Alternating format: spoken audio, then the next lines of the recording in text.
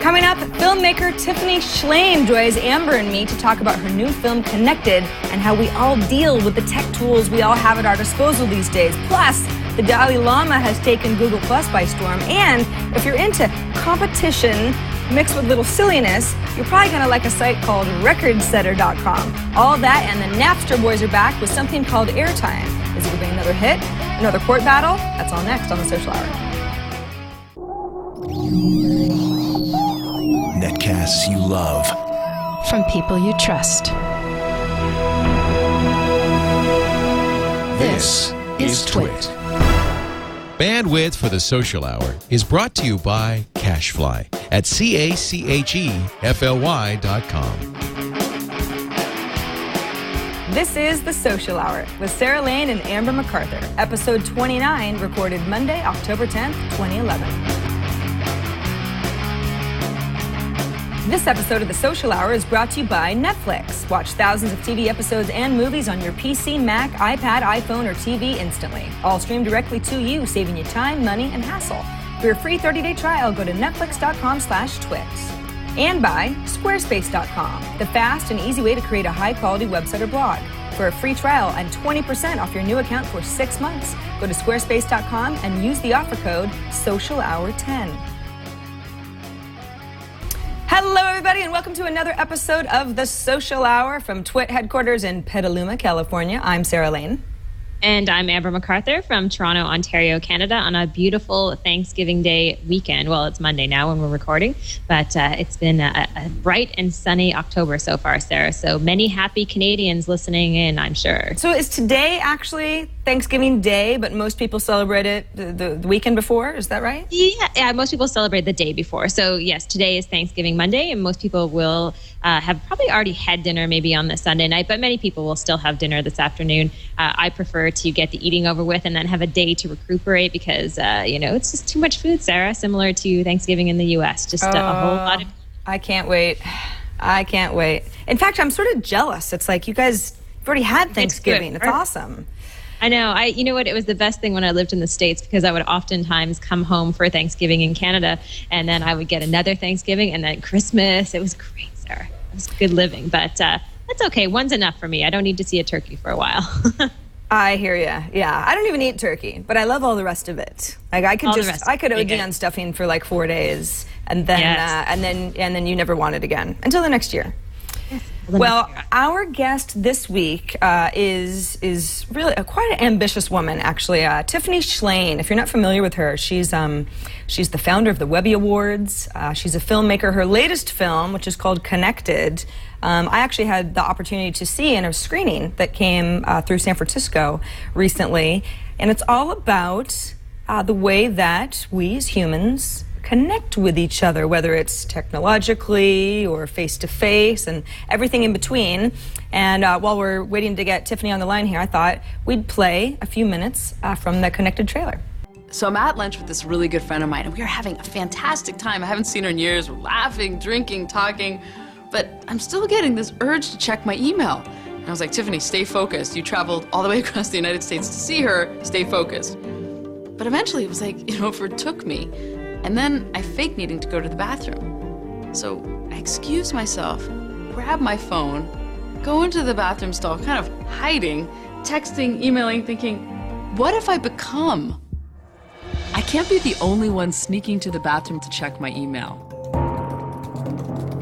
Technology is clearly changing us, and the way we connect with our friends, our families, and the world around us.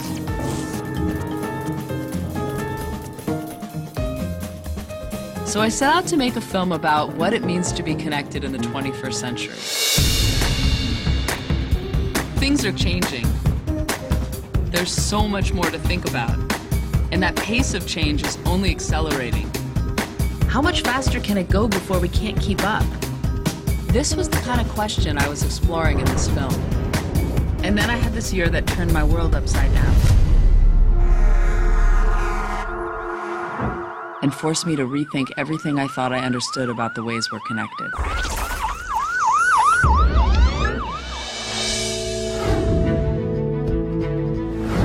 We as humans have accumulated so much knowledge. Why do we have such a hard time seeing the bigger picture?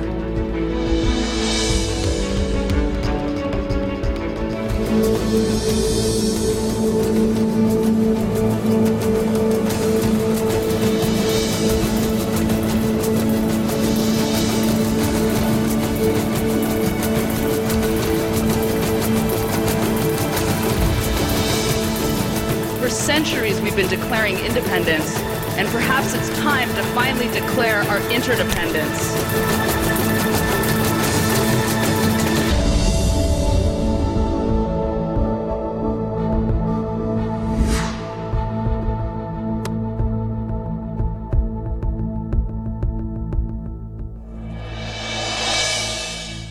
All right, Tiffany Shlain joins us now from, are you in New York, Tiffany? Is that where you are? I am in New York. I just got here last night. Nice. And now you've got, you have a screening in New York later this week, isn't that right? Yeah, that's right. We premiere in New York at the Angelica Film Center on Friday, and we will be playing here a whole week. And we've got lots of exciting speakers lined up every night to talk about connectedness from different perspectives. So, Tiffany, I was just telling Amber before we watched a little bit of the trailer that I was actually at the LucasArts screening in the Presidio in San Francisco, gosh, a month or so ago now, and really enjoyed the movie. I thought it was extremely thought-provoking. But when people ask me, what's it about? I find that I have a little bit of a hard time defining it because it's, on one hand, a very personal story about your life and your specific experiences, and on the other hand, a sort of broad commentary about how people, as you know, the human race, connect to each other. How do you describe it to people who ask you? That's a really good way that you did it. I mean, it is really, you know, I was trying to get at connectedness of humanity. And in order to do that, I really had to understand my own connectedness. And I was going through kind of a traumatic event when making the film. So I think it really, I mean, it weaves together my own sense of connectedness with my thoughts on humanity's desire for connectedness. All these tools are really stem from our desire to connect.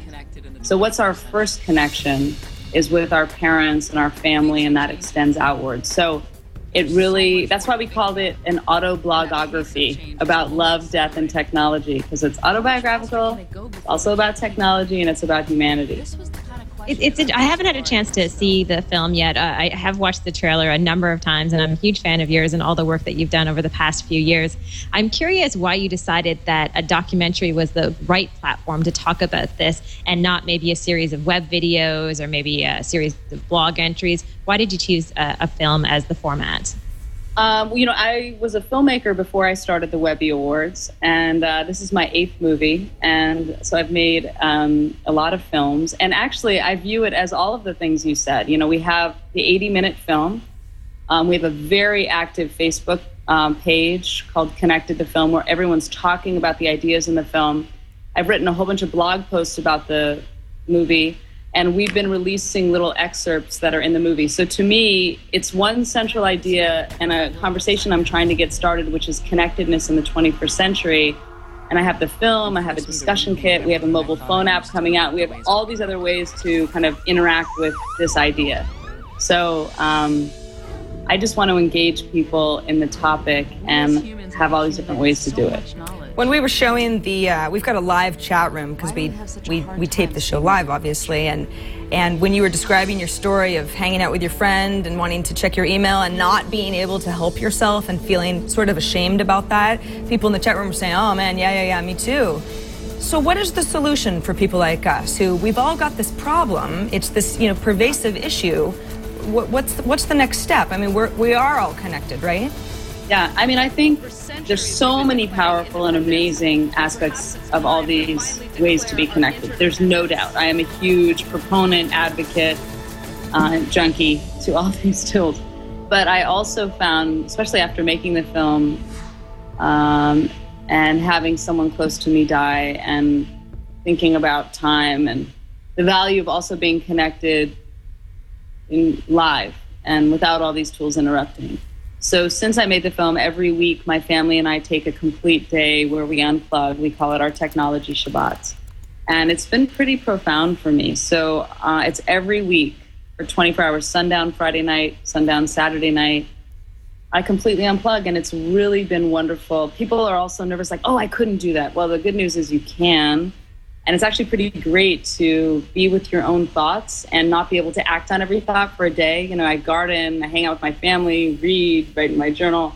And then Saturday night, I can't wait to go back on, and I even reappreciate technology in this whole new way. So I kind of think it's really important to create a space where we're not plugged in all the time also. What are some pieces of technology or platforms right now on the web that excite you? You know, whether it's in social networking or in the mobile space, what things are you kind of looking at? You think this is a really good thing to continue to keep us connected in a positive way? Well, I think that I made a collaborative crowdsourced film that you can see for free on our website called The Declaration of Interdependence. And just 4 minutes, I put a script on the internet, and people from all over the world sent videos, and we kind of edited it all together. We did the music, and to me, it was like collaborative filmmaking. It was so exciting. And then I love the story of these scientists who couldn't figure out this DNA strand for AIDS, and they posted it on the internet and made it into a game, and all the online gamers discovered it immediately.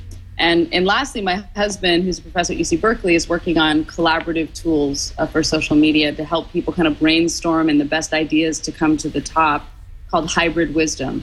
So to me, the collaboration aspect of the web is the most exciting area. The idea that 7 billion people all over the planet are going to be able to come together and tackle some of our bigger issues together is where I get really excited. So you mentioned social media. How about social media as far as getting the word out about the film? I know that when I was at the screening that you hosted, you asked all of us, hey, if you like the movie, opening weekend's coming up. That's a really big weekend for me. If you like it, please get the word out. Here are a variety of ways. Do you feel that a movie like Connected inspires people to use those social media avenues more than the average movie? It's been amazing. I mean, you know, we're an independent documentary, so it's all word of mouth. And I'm so glad that I'm alive and made this film in 2011, because everyone knows how to use these tools. So every city, you know, we've had sellout premieres, and we're opening in New York, and we're, you know, telling people, here's what to tweet, here's what you can do on Facebook to help us. And we don't have, you know, we were competing with Brad Pitt's Moneyball in LA for opening weekend, but we have the power of the social network. So I hope all your listeners, if you have friends in Seattle, it's playing in Seattle right now, or in New York, opening weekends are always important in each city. If you can help us spread the word, we'd be so grateful. And our goal, I mean, what's so exciting is people are ready to talk about this issue, and nothing replaces having people in a theater together to discuss it. So all of the screenings are so wonderful, and we have all these great speakers lined up, and we really want to get an in-person conversation started that can then extend onto our Facebook page and through social media, so we can really start talking about what does it mean to be connected in the 21st century? What's the good of it? What's the bad of it? What's the potential? And how can we mindfully and consciously use all these tools to make the world and our lives better? You mentioned that it's... oh, go ahead, Amber. Oh, sorry, just last question for me, just really quickly. I'm just curious in terms of what's happening right now with young people on the internet and how maybe they don't care as much about putting a professional face forward. There are so many issues in terms of online bullying. Do you see any type of solution there, or is it just about education, talking more about these issues to young people? I think it's about talking about them. We've had some great screenings for high schools and middle school, and great discussions from the young people. They have very different perspective, but they're worrying about a lot of same things. You know, they tend to think their parents are online too much when they're trying to get their attention, so on their cell phones too much. So it's very interesting to have the dialogue. So I think having conversations are so valuable, and I just kind of believe that when we talk, good things come from that. I've got Phil in our chat room saying, I'm in Sydney, Australia. I'd love to see the movie. What happens when you're done with your screenings throughout the U.S., Tiffany? I mean, it is... Actually, what's the global plan? The great news that I can tell you is there's a big connected film community in Australia. We've already had like 3 or 4 special preview screenings that people just contacted us, said, we want to show Connected at a conference. There's been big screenings already. So they even set up a Facebook page called Connected the Film Australia, where all these Australians who've either seen the film or want to see the film go. And you can organize your own screening. But we have an international distributor, and we'll be playing all over the world. We just played in Brazil. We're playing in China. We're going to be playing in Paris and London, and definitely Australia. We love Australia. They've been so good to this film. That's great. So last question for me. You mentioned that not only is it important to get the word out for you on our end through all of our tools, but that being in a room with like-minded people and having a discussion about what being connected means is also very important, because there's a certain thing that you wouldn't get otherwise. Do you find that depending on which city you're in, you get a different reaction? Oh, it's so different. That's what's kind of wonderful. I mean, the film comes at connectedness from a lot of different ways. It comes at it emotionally. It comes at it historically. It comes at it through a lot about science, efficiency, spirituality, and of course, technology. So, some people just want to talk about the personal aspect of connectedness and all these tools, or just the personal story. Some people just want to talk about the science or about technology. So, and generationally, totally different conversations. Older people, like my parents' age, were really worried about privacy, and young people totally aren't. And so it's fantastic. They're all very different, and they're all really interesting. And, those of you on Twitter, I'm at Tiffany Shlain, and I've been sending around a lot of people are sending me links about ideas that we touch upon in the film that I then share outward. And yeah, it's been such an interesting ride so far. It's been great. I mean, it's everything I hoped for and so much more, because everyone's bringing their own perspective to the table. I shared mine, which was the autoblogography, and I want everyone to share theirs and get this dialogue started. Well, Tiffany, it's an amazing movie. I mean, I was really quite touched by the whole thing, and I wish you the best of luck. You really don't need it because it's so good, but I hope all the people who haven't seen it yet will have the chance to go to a local screening in their area, and hopefully we'll see big distribution for the film. Amber, did you have something else you were going to add? No, that's good. I'm just excited to see it, and hoping that maybe you're coming to Canada at some point, or... Yeah, in Canada, we have had a lot of interest from Canada. But again, either if you join our Facebook page, you'll find out all the different countries we're playing in different cities.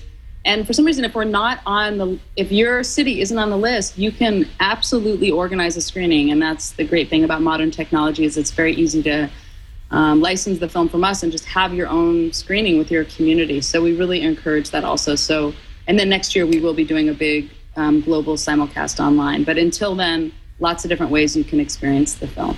All right. Well, thank you so much. ConnectedTheFilm.com is the URL where you can watch the full trailer. We showed a little bit of it, but not the whole thing. Don't want to give too much away. So it's one of those conversations where it's like, I want you to know how great it is, but I don't want to give away the movie, because you got to see the movie in its entirety. Tiffany, thank you so much. I know you're very busy, so we really appreciate you taking the time to talk to us today, and have a great screening in New York this week. Oh, thanks so much for helping me get the word out, and you guys have a great day. All right, thanks. Thanks, Tiffany.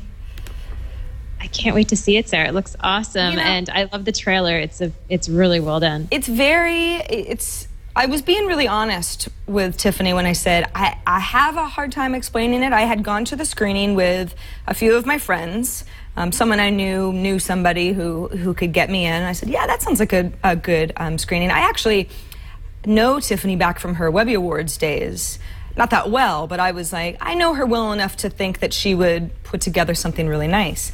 And it is at once a very personal story. She and her relationship with her father, and sort of a tragedy and personal crises, but then how all of the tools that we have to connect with each other, whether it's on a very deep level or silly level, or you want to check your BlackBerry when you're at dinner with a friend type of stuff, that's all something that more and more of us relate to on a daily basis. And just how do we all deal with that? And when is it dangerous? And when is it great? And I really recommend it. I really recommend the movie to anybody who has a chance to see it.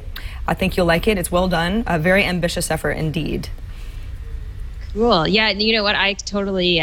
have experienced that many times, where you're sitting with someone and you're having a good time, but you feel that need to kind of escape and check your phone. And more and more lately, though, I think I've been trying to almost take Tiffany's approach. If I'm out to dinner or out to lunch, with a friend, I kind of just put the phone away in my purse, turn the ringer off, and just enjoy myself and know that the web's still going to be there when I get back. So I think it's a good habit to get into. But it's hard. What did she call it? Like her disconnection Shabbat, where you think like, wait a second. So every Friday to Saturday, overnight, you're not checking anything. I mean, I guess Friday night could be a better night than, let's say, well, I don't know. I guess it just depends on your job. I mean, for my job, I don't feel like it really stops on the weekends. Yours certainly doesn't. But that's something that I think would take a lot of practice. Yeah, I think so too. But it's a sad state to think that, because I even go through that. Even now, if I go somewhere where I'm not online or not able to access the internet, I go through withdrawal, and I can't wait to. I feel like I'm missing out on something, and I know that's kind of a ridiculous reaction, and the content's just flying at you so quickly. But I really have that feeling that, 8 hours goes by, I haven't tuned into the internet, who knows what might have happened, and I'm missing out on, whether it's something that's been posted on Twitter or something major as far as a news announcement, because that's kind of my, one main source of information, like many people now. It's not just about television and the news. This is the primary platform insofar as being online. Yeah, I have a hard time unplugging. I agree with you that I'm missing something, but it's like, not only do I feel a little out of the loop, but then when I get back, I really am out of the loop. And it's like, going back and figuring out where on Twitter I left off is, as you know, a difficult exercise. I mean, you can only go back so far. And you just end up going, I don't know, I lost that whole however long of communication. And so people will make references that I don't get anymore. So there's a little bit of that, cool stuff happened, and now I don't. You missed out. I Sorry, don't get it's the okay. reference. Because as we're going to talk about a little bit later after we talk about our first advertiser and our announcement about where people can connect with us, we're going to be talking about the Dalai Lama and how he is also hooked on social networking. So it's not just us, Sarah. We're not alone. You're right. Thank you for reminding me. We're not alone. As Amber mentioned, we record the Social Hour live on Mondays at 2 p.m. Eastern, 11 a.m. Pacific. She didn't actually mention that, but she did mention that we'd let you know where to find us. So if you're watching us live, thank you so much. It's great. We love having people in chat contributing to the conversation. But if you can't watch us live, that's okay. Just go to twit.tv/TSH. That is our website. That's where all of our show archived episodes live. You can skip around. We're on episode 29 now, so we've got a nice little archive going. If you missed episode 16, go back and find it. You can watch it right on the page. You can subscribe so that if you miss a show and you just don't want to think about when it's on and when there's going to be a new episode out, just subscribe and you can watch it a variety of ways. iTunes is obviously the most common. And then it'll just be delivered to you without you even having to ask. Free, of course. And Social Hour at twit.tv, the Social Hour at twit.tv, rather, is our email address. And thank you so much for your emails. We'll get to some of them a little bit later on in the show. And before we get to the Dalai Lama, as Amber teased, want to remind you that the Social Hour could not happen without some wonderful sponsors. Our first sponsor is Netflix. Now, if you're not familiar with Netflix, who am I kidding? You know what Netflix is. Netflix is the best way to watch streaming movies, TV shows, series, all sorts of good stuff for a variety of ways. On your laptop, on your iPad, through your Apple TV, through your Roku box, through your Xbox 360, some Android phones. I mean, the list goes on and on. You can access your Netflix content from so many different places. It's almost unbearable. You have too many choices. Now, that's not true. I actually prefer it through my Roku box, but Apple TV works really well as well. What's nice, though, is that I watch a lot of stuff when I'm traveling. I travel a lot for work and for play. So I'll start a movie via Netflix, maybe at the airport, and then I'm not able to finish it by the time I've got to go somewhere else. So if you pause it, you can pick it up on another device where you left off. Netflix will actually remember that. So it's a really easy way to feel like you're taking all these movies and TV shows with you on the go. Netflix just added The Walking Dead. The new series, I believe, starts October 16th. You guys will correct me if I'm wrong. It's coming right up. First series, gotta watch that first. You cannot jump in the second season. Believe me, you need to start at the beginning. So you can get caught up on Netflix, which is great. Netflix.com/twit is the way to get free 30 days of content. Any content. Nothing is off limits in those free 30 days. You sign up for a 1-month free trial, check it out, see if Netflix is the service for you, and then at the end of that 30 days, then you can decide where you want to go from there. If you already have a Netflix account, you probably know somebody who doesn't. So let them know that they can just try out free 30 days. Nothing to lose. Netflix.com/twit is the URL to use, so they know that you came from here, and we thank them so much for their support of the show. All right, Dalai Lama, huh? You know, Amber, I once tried to visit the Dalai Lama in northern India, where he lives in exile, and he was in the States. That's not good. I went so far to see him, and he was, I think he was actually on the West Coast, so that's as close as I've ever gotten. I actually did, I don't want to say I met him, but I went to see him speak in Toronto, and he actually touched my hand, and I have a photo of it. That's awesome. Yeah, it was really cool. It was like one of those moments where he was going around and, you know, just kind of greeting everybody, and I kind of wormed my way in there. And that's when it's an advantage being short, right, Sarah? Yeah. You can kind of wiggle through crowds, right? That is true. Yes, it's like being the little basketball player. Yeah, you're like, oh, excuse me. It's pretty much the only time. So yeah, great experience. And that was a few years ago. I think it was in about 2007. And at the time, we were kind of watching how the Dalai Lama was using the internet for a TV show I was doing called Web Nation, and it was really interesting how the community around him had started to leverage social networking tools. And just recently on the weekend, I read on Mashable that the Dalai Lama had a Google Plus hangout because he is a member of Google Plus.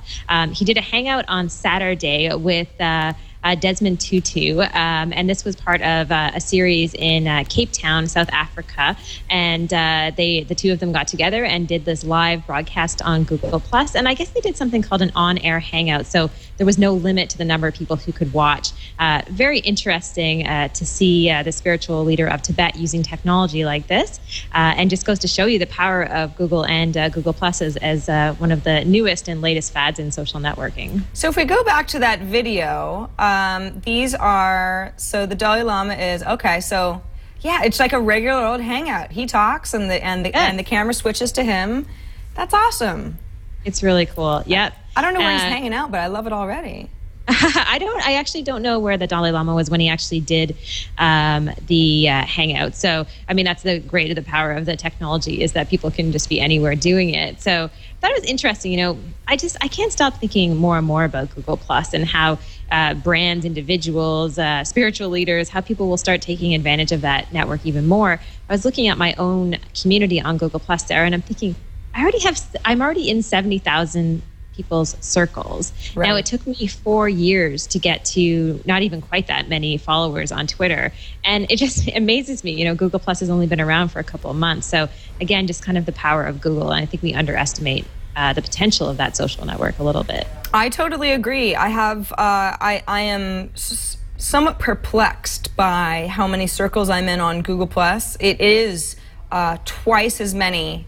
I think more than twice as many as I have on Twitter, and I'm just not sure. I don't know if Twitter had to sort of teach us how this all works, so that our incremental follower growth on Twitter took a long time, but now if another service where people already kind of understand, oh, I like that person, I want to follow what they're doing, they're going to be in my circles, that has become a concept that's a lot easier, so you can ramp up growth. I mean, obviously we have Twitter to thank for a lot of this, and Facebook sort of going in that direction as well with their subscriber options now, but it's for the most part, I complain a little bit about some of these accounts seem spammy, or this person speaking a different language, so there's not a very good connection there. But for the most part, most of these people seem like legitimate folks. And yeah, it's pretty amazing. Staggering, like just the growth is amazing. And I know, Sarah, you have a cool social tip that we're going to talk about. Yeah, too. Speaking of Google Plus, and Jammer B, if you want to take my screen, it's probably better because I can just show you my own account. If I'm scrolling down, let's say I'm like halfway down the page, right? Oh, look, the Dalai Lama Hangout. I actually saw a lot of these links over the weekend. It was a very popular hangout for Google Plus. When the Dalai Lama arrives, you know your service is good. Okay, so let's say you're halfway down the page. And for whatever reason, I've kind of been in here for a while, and I think, I wonder what's come in since I started reading. What I had been doing, and this was what was intuitive to me, is I go ahead and click that home button. And the home button actually doesn't take me to the top. It took me up like a little bit, but it doesn't actually take me to the top of the page the way it would, if you clicked the Twitter button on Twitter. So I thought, well, that's stupid. I mean, you gotta scroll all the way back up. That doesn't make any sense. Actually, and I don't know if I'm one of the last people who didn't know this, because Veronica Belmont told me about it last week. If you just click the black bar, you go immediately up to the top of the stream, and it will refresh the stream. So if anything has come in since then, you're not just going up to the top, you're refreshing and going back to the top. Amber, did you know this?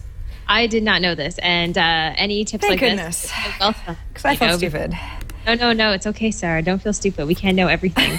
But I think a lot of people will probably take advantage of that. It's a quick little way to be able to more easily get through the conversations on Google+, because some of them are so long, right? Yeah. I mean, that would be one criticism I might have is, unlike Twitter, I can scan everything so quickly.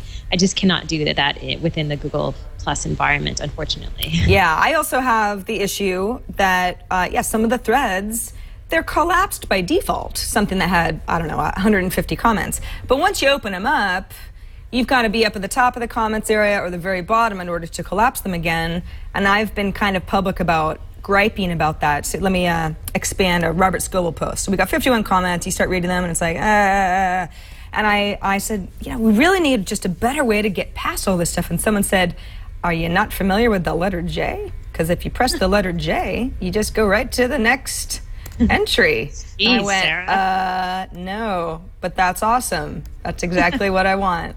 Thank you. So thank you to whoever you were. Might have been more than one of you who mentioned that in a comment stream. So I humbly apologize for not realizing that very important keystroke, the letter J. That's all you need. So two good little Google Plus tips. If you find the experience clunky, especially with all of the growth that they've been experiencing, 2 things that helped me. Very cool, Sarah. And now Netflix is back in the news again. This is kind of interesting. We talked about this, I think it was it last week or the week before on the show with Quickster? I think it was a couple of weeks ago. I don't think we talked about Netflix last week, but they've really had kind of a crazy summer. I mean, we're officially out of summer, but they changed pricing plans. So instead of being able to get the streaming and the DVD option, they wanted to split them up and have them both be $7.99. So people were like, wait a second, so if I want both, all of a sudden it's $15 instead of $8, this sucks. Then Netflix said, okay, listen, there's sort of more to this. What we really want to do is spin off the businesses into 2 different entities, because they really are. We believe that the future of Netflix is in streaming, so that's what the Netflix brand will continue to be. The DVD business, which is still quite a moneymaker and thriving, we're going to spin off into another separate company called Quickster. It's Qwikster, which I certainly mumbled and grumbled a little bit that I just didn't understand why they had that name. And yes, there was the Twitter user Quickster that obviously had nothing to do with the company, who was, let's just say wouldn't have been Ree Hastings' spokesperson of choice. And now, as of this morning, I read on GigaOM that Netflix is saying, okay, you know what, we have had too much backlash over this. We're not going to go ahead and spin off Quickster anyway. There's too much disapproval from people, and we're listening to all of you, and we're going to rethink all of this.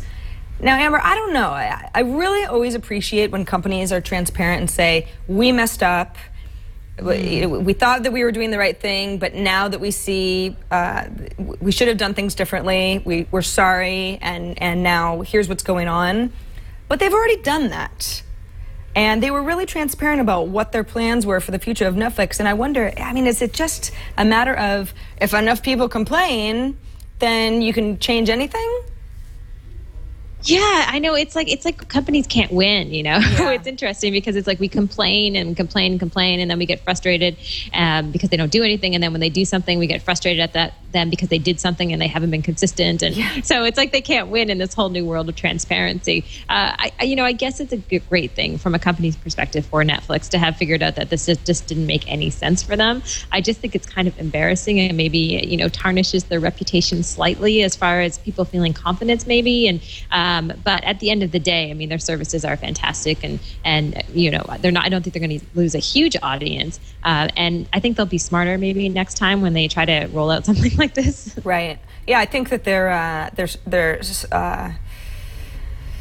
financially, people were, the stock price rallied a little bit on this news because nobody really liked the news anyway.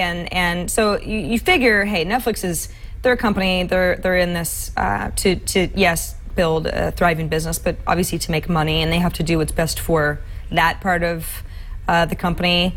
But it's just a mess. It's like, if you listen to everybody who complains, then you never get anything done. But then you do really have to, if you think like, wow, the core of our audience is mad at us and they're going to jump ship and they're not going to come back, then of course you do have to listen. So it's really like it's like a balancing act. And I know that you can never compare anybody to Steve Jobs because that's just unfair. But I think to myself, would Steve Jobs be listening? It's like, what would he do in a situation like this? And I just see him, he'd always sort of forged ahead, like, you don't know what you want yet, people. Community, this is the way that it's going to be, and you're going to adapt, and if you don't, but you're going to love it. And then we're like, yes, right. You're right. I love it. We love it. Yeah, tough noogies. We know what's best for you. And so I can't help but sometimes think, what would Steve Jobs do? I don't think that he would have been waffling so much. Netflix has just had kind of a weird year.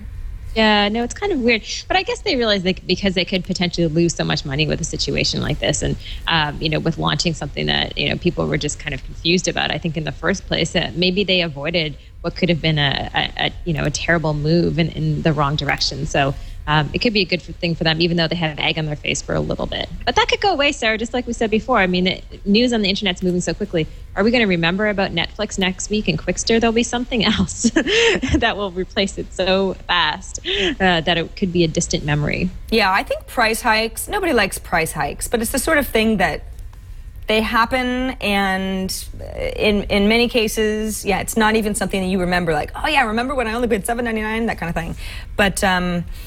But different names, spin-offs, that sort of thing it's a little bit harder to sell. So maybe they just realized people still aren't used to this. People are still making fun of it. So yeah, maybe it's all just a blip on the radar. Next year we'll say, oh, Netflix and their funny 2011.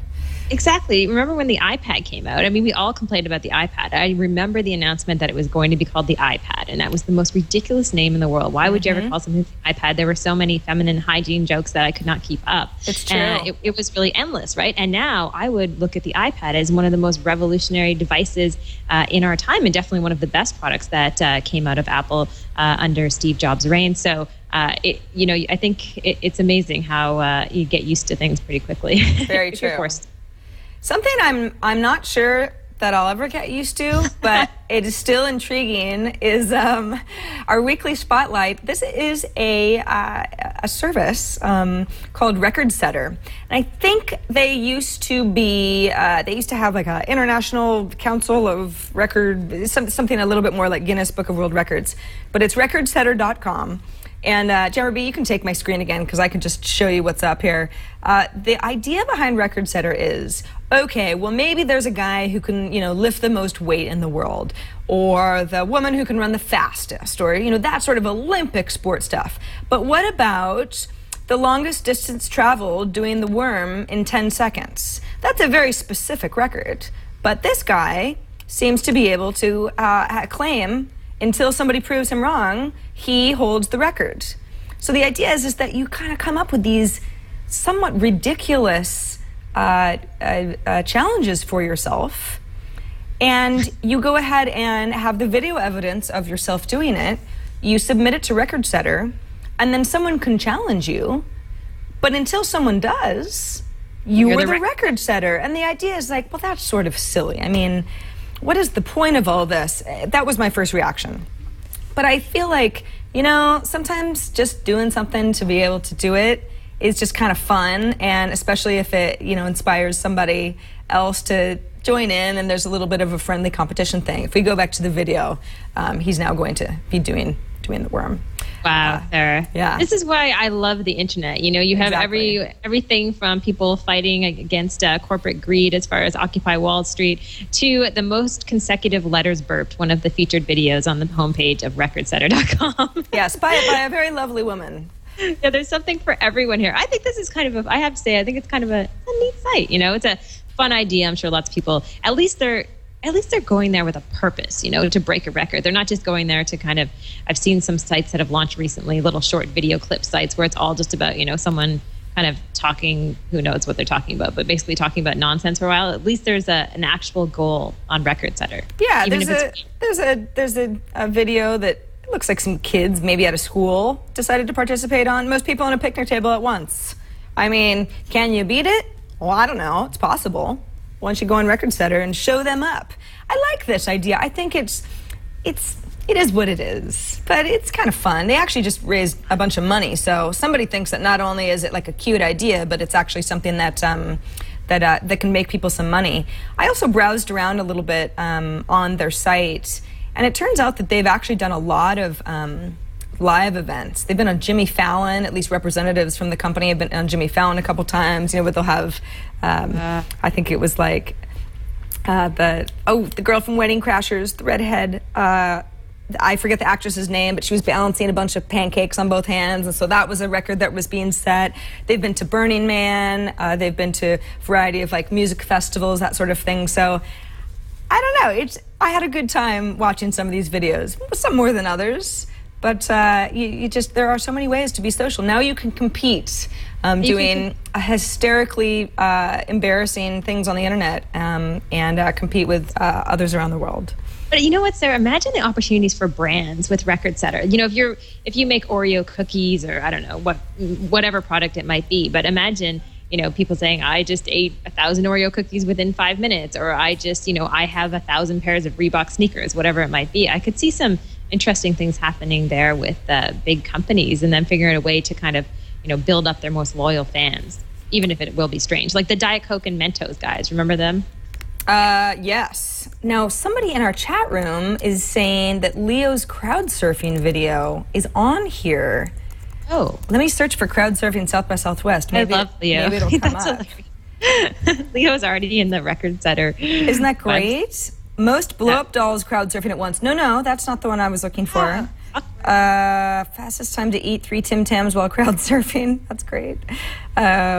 Most people framed in a crowd self-portrait. Well, I'm not sure exactly where it is, but if Leo's on RecordSetter, then you know it's good.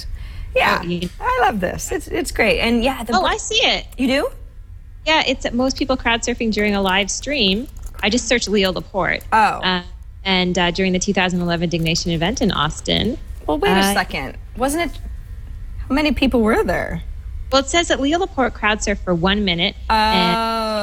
During a continuous live stream. So yes, here we go on RecordSetter itself. You've got the Dignation video. That's right. See, I wasn't there that night because I was sick. So the video has been terminated to some licensing terms. Well, anyway.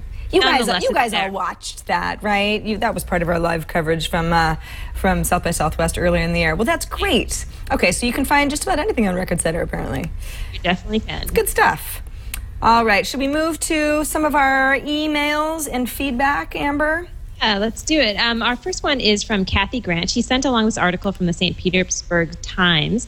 I'll try to just kind of skim through the article. Basically, it's the title of it is "The Phone is Smart and the Thief is Not." Now, we've heard other stories like this, where there's an investigation into the theft of a woman's iPhone in Georgia. It got a major break when they got a photo of the man who is now the prime suspect. Basically, they got that photo when the man posted to the victim's Facebook page. The suspect apparently took a picture of himself on the victim's phone, and due to her settings, it automatically uploaded to her Facebook page. So the police were able to track down the person and figure out exactly what he looked like, at least. And then they end the article with another satisfied Apple customer. So we've heard stories like this before, Sarah, and it's always so hilarious that many times the thieves get caught.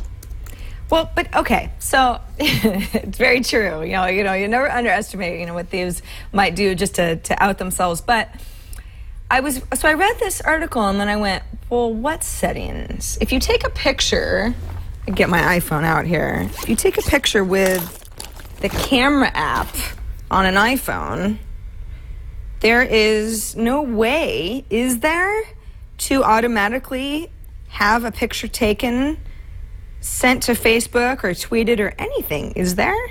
He must have taken a picture within some other app where that was, but then it's like, why would he, I mean, is he not familiar with iOS interface maybe?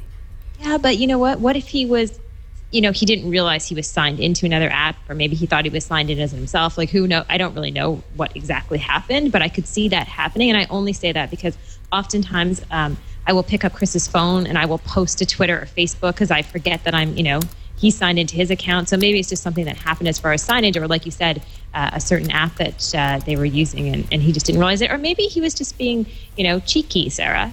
Maybe he knew, right? And yeah, I don't. He's just right? like, that's possible. I got your phone. Ha ha ha. Look, criminals are not exactly the smartest people around, so it is possible that he just thought this was kind of amusing to post to her Facebook page if he realized he was logged in. And it's unclear. I think within the article, it's unclear whether they know what the guy looks like, but they haven't found him yet, right?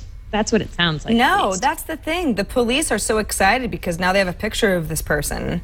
But it doesn't sound like the police know exactly what's going on, because who knows? Maybe he got into an app and just inadvertently posted his picture to this poor woman's page, or maybe he's screwing with her and everyone else. And how are they going to find him now? Although there's, maybe some geolocation involved, depending on what app. Exactly. But yeah, good old St. Petersburg Times. So thanks to Kathy Grant for sending us this. Graham, is that how you say Graeme? I would say so, yeah. I think it's Graham. Yep. Graham sent us a video that was actually a demonstration at F8 from a company called Obscura Digital that was recreating physical Facebook connections. Jeremy, did we have that video?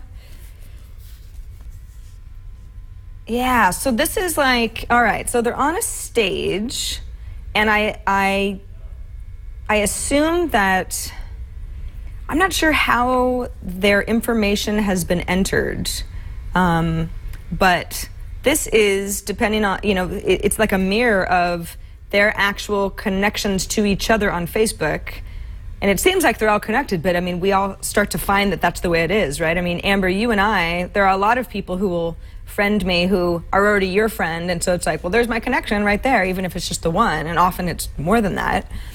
And it's kind of interesting to look at it in that way. And if you actually go to obscuradigital.com, which is their website, it turns out that this company has been doing all sorts of these big form, almost art installations, really, that just, not really that they're proving anything, but they're showing you how the concept of Facebook looks so interesting, in real life.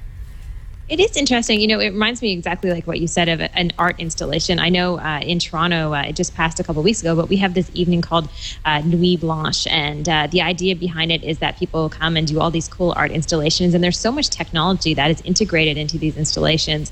And things like you mentioned, like the idea of taking, something from the online world and actually replicating it in the physical world. There's another event like this in Halifax, Nova Scotia next weekend called Nocturne, and it's all happening at night. And there's so much social media stuff around this form of art. So I could see it working at an event like that for sure. I mean, it's hard to understand, I think, until you're actually there, maybe. It's one of those things you have to almost experience. Yeah, it's good. It's good stuff. It's really fun. So, Bran, thank you so much for sending that. Absolutely, yeah. I didn't go to F8 this year, so I missed that. But now that I look through their website, I realize, wow, they've been doing all sorts of stuff, particularly in the Bay Area, but certainly worldwide too. So thanks, Graham. Cool. And of course, you guys can let us know if you have any letters or emails that you want to send us. Just write us at thesocialhour@twit.tv, or leave us a voicemail at 2626-SOCIAL, or record a video. That's even better.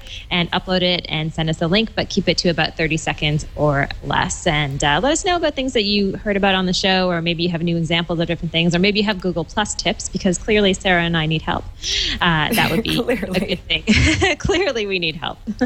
Absolutely. And when you send us a video, if you put video in the subject line or anything to help it stand out, then it helps us ensure that we don't miss something good. And yeah, try to send us a direct link, because we don't want to open attachments. Just upload to YouTube or Vimeo or any site of your choice and send us the link. And thank you in advance. Before we get to Amber's Rad or Fad for the week, want to thank Squarespace for sponsoring this episode of The Social Hour. If you haven't already made a Squarespace blog or website, you're missing out, because it's pretty much the fastest, the easiest, the most professional way to create something that you're really proud of. Squarespace templates. Just if you don't even, you're just starting from scratch, you don't even know where to begin. They're templates that you can build off of, change colors, change the size of things, are really nice to begin with. So you've started on a really nice canvas. But if you're a little bit more you like fussing around, maybe you can write some code. You want something that's doesn't look like anybody else's website. You can do that too. So Squarespace is really good for people who don't want to make any effort at all, none, but they want a nice website, and people who want to do a lot of tinkering around. Very good for both of those things. I'm a Squarespace user. I've got a nice customized Squarespace blog at saralane.com. So you go there and you wouldn't even know who was hosting it. But the nice thing about Squarespace is that it is solid hosting. They've got great customer service. When I'm logged in, I can see my stats. It's very helpful to know where people are coming from, who's visiting you, where they were referred from, et cetera, et cetera.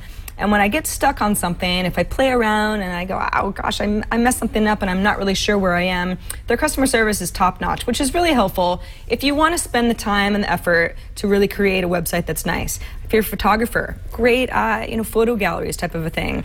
You can add a Flickr widget, if you're very active on Flickr or Twitter or Facebook. There's all sorts of ways that Squarespace realizes that people are active all over the internet.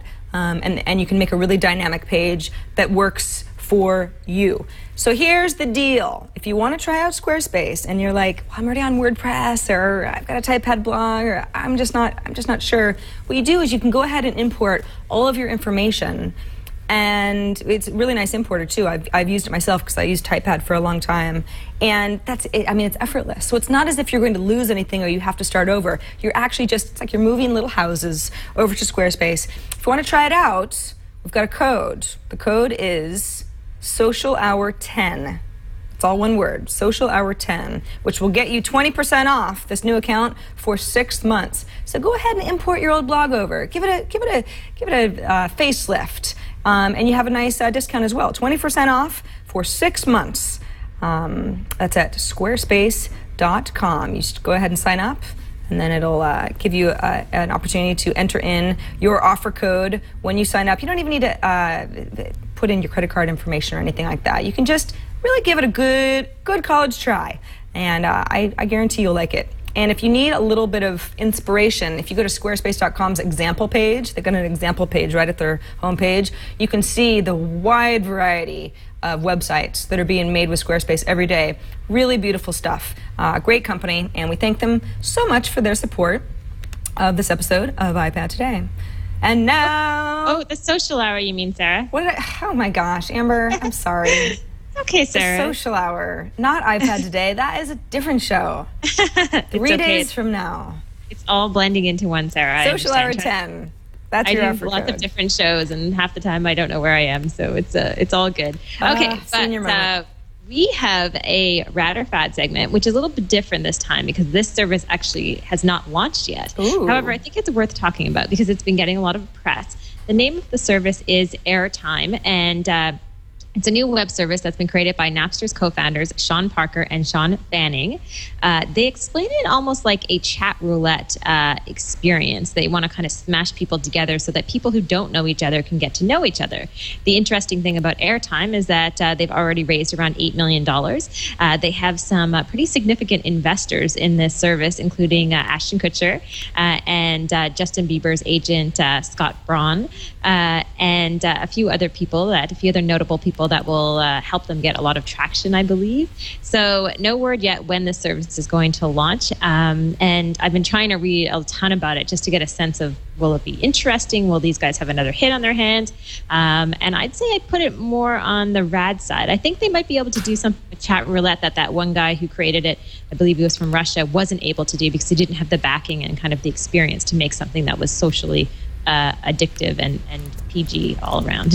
Yeah, so it's frustrating because I've pulled up a BBC article about Airtime and that the Napster founders are back and they're going to rock it. But these are tough, because you don't know if anything's rad or fad, especially because there are celebrities involved, not just the Napster guys who are celebrities in their own right, especially in the Valley over the last decade or so. But then you get Ashton Kutcher and Justin Bieber, and then it's like, well, they're just going to get attention because whether or not it's a great service remains to be seen. But it's like, well, what do? You can go to airtime.com and put in your email so that you can get early access to a beta whenever. But it's tough. You have to go with your gut on this one. See, Sarah, I think this is the thing, is we have very little information, okay? So we're like, trying to figure this out just based on the gut feeling of knowing what the Shawns have created in the past and kind of the investors that are aligned here. And, they haven't made a big play for a while in the social space, or in the web space, I should say. So for me, I felt the same way. Like, how can I really say this is rad, because I don't really know what it is. But I just had a hunch, and I'm going with it. It's gonna be rad. It's gonna be awesome. I don't know if I'm gonna use it. I don't think I'm the target demographic for it, but I think they could pull something pretty cool out of the air. So this kind of gets into this issue that sometimes I see, where a company that has all the right names and people who have a lot of money backing it and can harness their social power, not to sound too trite, to get the word out. Are those the sorts of services that are going to succeed maybe more than they deserve, just because of the power and the dollar signs behind a product like this? No, without seeing Airtime, I don't know enough about it to have an opinion either way. But sometimes I wonder about the stuff that does really well because they've had, it's like the power push, other than the little guys who have a great service but never really get enough word out. Yeah, that's the thing, is that I agree with you. I mean, who knows if it actually is going to be that great of a service and it's going to have a long-term it's going to be a long-term success in the web space. But I think I think it could be interesting. I feel like there's definitely potential for it because of the people involved, but for sure they get way more attention than just the average Joe is trying to do it. I mean, there's also an article written on Forbes recently about them and about all the backing they've gotten. So I mean, the average person who just puts up a splash page isn't going to get any attention, where these guys, they're already getting a ton of press and nothing has actually been announced. So I think it'll be one to watch, I guess. If we could have a middle rad or fad category, it might be one to watch, but I think it could be kind of neat. Yeah, we'll see. Chatroulette certainly had a lot of attention. It just wasn't really sustainable because, it got out of control, certainly out of the G rating quickly. And it's like, where does it really go? Because I don't think that the creator realized it was going to become such a meme, sort of a cult hit type thing. So Amber's saying it's a pre-launch rad. Pre-launch rad. And I've never actually disagreed with you before. So maybe I will, for the sake of disagreement. Our relationship is over, Sarah. Just to be the contrarian of the group, I'm going to say Airtime will go nowhere. What a fad. You realize, like, I can't even get away from sneezing on air, so you realize that this is going to come back to haunt me. The fact that I said this was so cool, because it's not going to be cool or something, or it will come back to haunt you. Who knows, Sarah? Yeah. It's not going to be good for one of us. Let's put it that way. So one of us is going to be very, very sorry. It's true. One of us. Yeah. This is a gamble. We're gambling. All right. Well, maybe people can let us know what they think. And if you hear about it before we do, hear about it launching and have tried it out, let us know. No word on when it will come out to the public. But, keep us in mind if you start using it and you love it or hate it. Absolutely. Well, Amber, we've come to the end of our hour. Can you believe it? It's like just an hour ago we started the show, and now it's over. All over, Sarah. Well, we have lots to talk about, I'm sure, on our next show, because there's never a shortage of news in the social space. So, and remember, people can watch us live all the time on Mondays at 2 p.m. Eastern and 11 a.m. Pacific. And I will say, I think we've sorted out a lot of our technical kinks, and we're pretty close to being on time, Sarah. It's true. It's true. Once we moved to our new studio, there was definitely a few growing pains. Most of those we've ironed out. Yeah, so we're getting good. But certainly when you tune in at 2 p.m. Eastern, 11 a.m. Pacific, even if we're not quite ready, of course we'll have the stream on for pre-show. So yes. If you can watch live, that's great. But of course, if you can't, like we said earlier in the show, twit.tv/TSH is our website where everything lives in perpetuity. So you never have to miss anything. You can even go out of order if you want. We don't mind. Yeah, you can do whatever you want. And I will also, a little shout out, I met someone from Deloitte recently.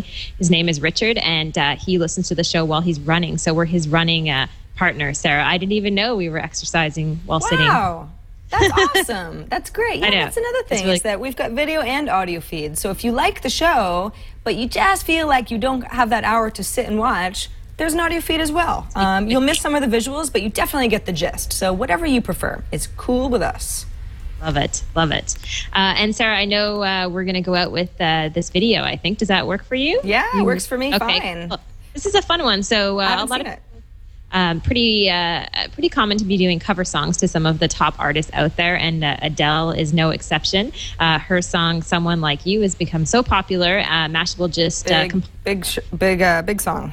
Big hit, a list of the 10 top covers of her song, and this is a really good one of my top picks out of the list, from Yusef Preston. All right, Amber, that was a great show. See you same time, same place next week. We're going to be talking to the founder of Trippy, which you talked about in an earlier show, but we're definitely going to get a little bit more insight on how that company works behind the scenes.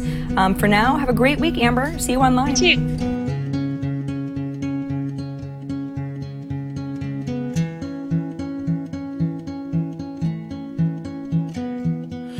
I've heard that you're settled down, that you've found a girl and you're married now.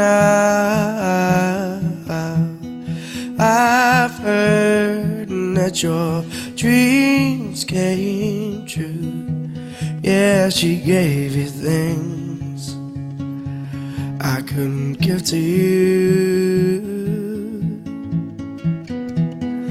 Oh, friend, why are you so shy? Ain't like you to hold back on high from the light. I hate to turn up out of the blue uninvited, but I couldn't stay away, I couldn't fight it. I hoped you'd see my face and that you'd be reminded that for me it isn't over. Never mind, I'll find someone like you. I wish nothing but the best for you. Don't forget me, I beg. I remember you said sometimes it lasts with love, but sometimes it hurts instead.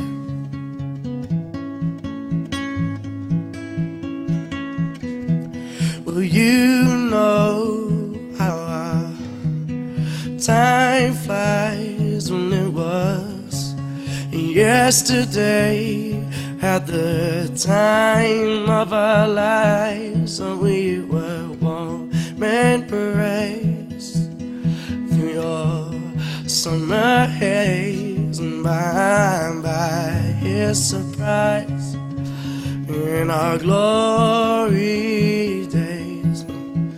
I hate to turn up out of the blue uninvited, but I couldn't stay away, I couldn't fight it. I hoped you'd see my face and that you'd be reminded that for me it isn't over. Never mind, I'll find someone like you. I but the best for you too. Don't forget me, I beg.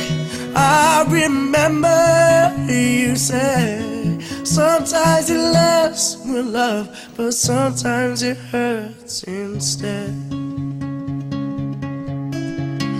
Nothing compares, no worries or cares. Regrets that are made, their memories made. What you would have thought now, bittersweet this could be. Never mind, I'll find someone like you. I wish nothing but the best for you too. Don't forget me, I beg.